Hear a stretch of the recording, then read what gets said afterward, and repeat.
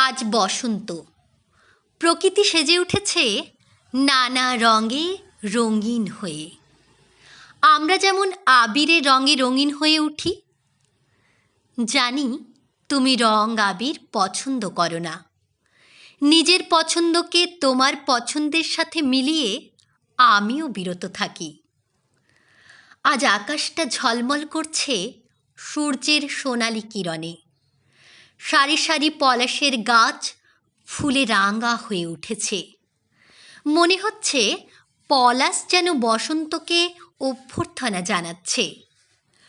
কোকিলের মিষ্টি সুর কানে ভেসে আসছে। কি সুন্দর লাগছে! নিজেই যেন মুগ্ধ হয়ে পড়েছি এই প্রাকৃতিক সৌন্দর্যের টানে। হঠাৎ মনে পড়ে গেল তোমার কথা। ঠিক 2 বছর আগে তুমি লিখেছিলে, দোলযাত্রার শুভেচ্ছা ও ভালোবাসা নিও। এতেই আমার মন রঙিন হয়ে গিয়েছিল, তুমি রং না দিলেও। আজ আবার আমার দোরগড়ায় বসন্ত উপস্থিত। 2 বছর আগের উত্তরটা ফেরত দেব তোমাকে। আমি শাল মহুল পলাশের দেশের মেয়ে।